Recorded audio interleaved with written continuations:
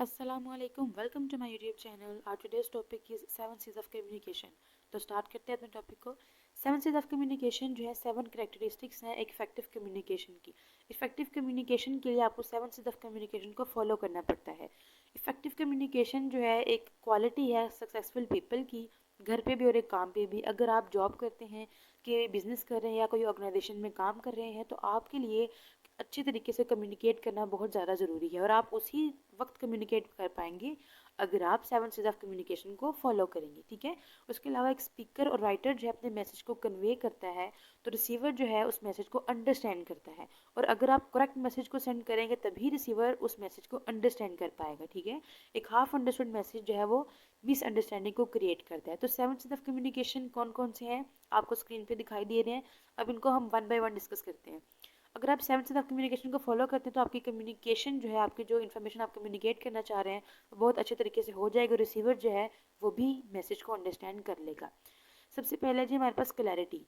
आपका मैसेज जो है वो क्लियर होना चाहिए अपने पर्पस में भी और इसके कॉन्टेक्स्ट में भी।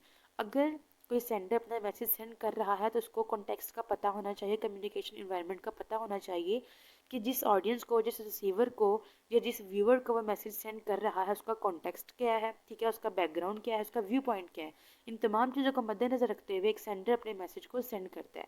उसके अलावा उसका पर्पस भी क्लियर होना चाहिए। रिसीवर भी उस अपने मैसेज को उस वक्त अंडरस्टैंड करता है जब उसको पर्पस का पता होता है कि मैं इस मैसेज को क्यों रिसीव कर रहा हूँ। ठीक है। तो पर्पस और कॉन्टेक्स्ट इन दोनों का क्लियर होना बहुत ज़्यादा ज़रूरी है। उसके अलावा आपने जो सेंटेंसेस इस्तेमाल करने हैं वो शॉर्ट होने चाहिए, सिंपल होने चाहिए, प्रिसाइज होने चाहिए। आपने राइट वर्ड्स का इस्तेमाल करना है अपने आइडियाज़ को एक्सप्रेस करने के लिए।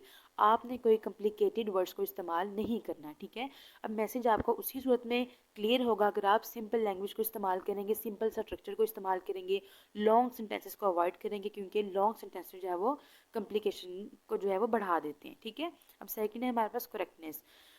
आपका मैसेज उस वक्त करेक्ट हो सकता है अगर उसके पास करेक्ट इन्फॉर्मेशन है और वो करेक्ट लैंग्वेज में डिलीवर किया जा रहा है। ठीक है। अब ज़रूरी नहीं है कि आपके पास जो है वो करेक्ट इन्फॉर्मेशन है तो आपने इसको करेक्ट सेंड कर देना है।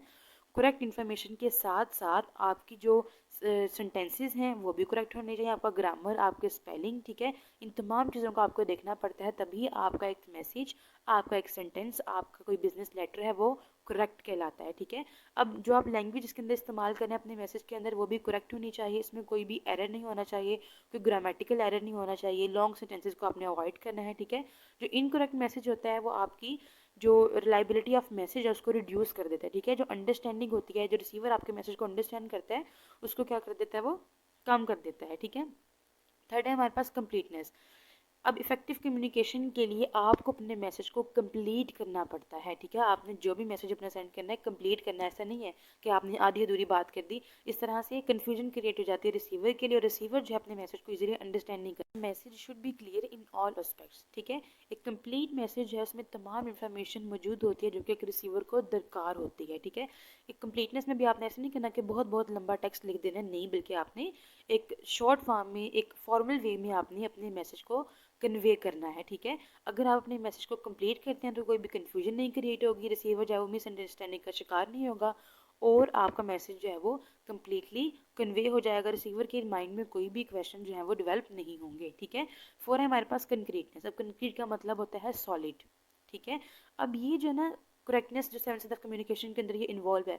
कंक्रीट मैसेज आपको उस वक्त होता है अगर आप उसके अंदर स्पेसिफिक फैक्ट्स की, स्पेसिफिक फिगर्स की नेम्स और एग्जांपल्स देते हैं, आप सॉलिड एग्जांपल्स देते हैं उसके अंदर। ठीक है। सॉलिड फैक्ट्स और फिगर्स की बात करते हैं तब आपका मैसेज है वो कंक्रीट कहलाता है। ठीक है।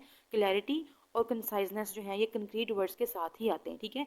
आपका मैसेज उस वक्त क्लियर होता है जब उसमें कोई भी मिसअंडरस्टैंडिंग नहीं होती या आपने जो इन्फॉर्मेशन जो है वो करेक्ट दी होती है। उसके अलावा आप उसके अंदर फैक्ट्स, फिगर्स, एग्जाम्पल्स, इन चीज़ों का इस्तेमाल करते हैं जो कि मैसेज को कंक्रीट बनाते हैं। ठीक है। कंक्रीट मैसेज है वो पार्टिकुलर होते हैं, जनरल नहीं होते। ठीक है। फिफ्थ है हमारे पास कंसाइजनेस। कंसाइज का मतलब होता है ब्रीफ लेकिन मुकम्मल। ठीक है। आपने बात करनी है ब्रीफली, लेकिन जो आपकी इन्फॉर्मेशन है वो कंप्लीट डिलीवर होनी चाहिए। अगर आपने कोई एक बात करनी है, अपना मैसेज कन्वे करना है, तो आपने उसके लिए लॉन्ग टेक्स्ट का इस्तेमाल नहीं करना, बड़े बड़े लेटर्स नहीं लिखने, बड़े बड़े मैसेजेस नहीं लिखने।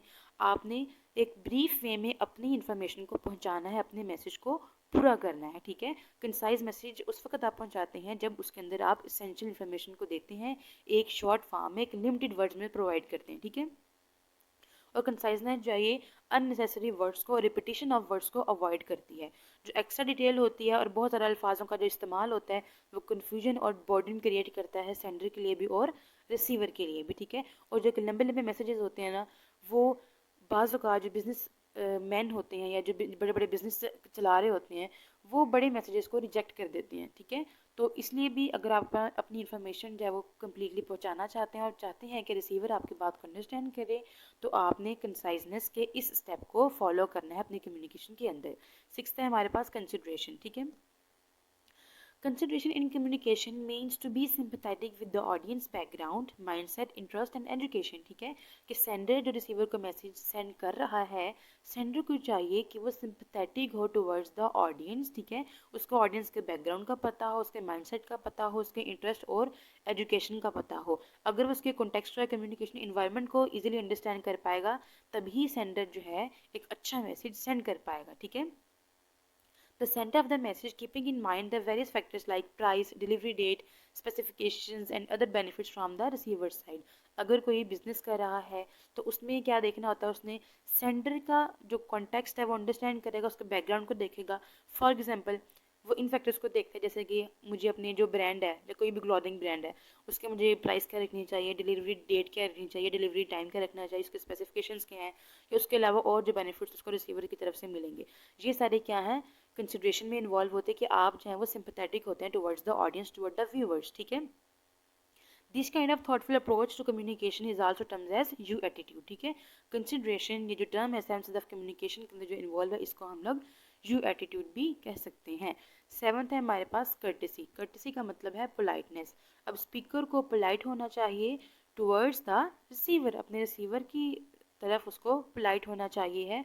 लिसनर्स की जो फीलिंग है उसको उसके रिस्पेक्ट करना चाहिए है, उसके कोई हार्श वर्ड इस्तेमाल नहीं करने चाहिए, ठीक है। कम्युनिकेशन के अंदर गुड मैनर्स का होना बहुत ज़्यादा ज़रूरी है, ताकि आपका मैसेज जो है वो बेहतर तरीके से सेंड हो सके और रिसीवर उसको इजीली अंडरस्टैंड कर पाए without any negative viewpoints, without any negative comments, ठीक है। So it is not enough to use polite words as please और thank you, but the content of the message should also be positive.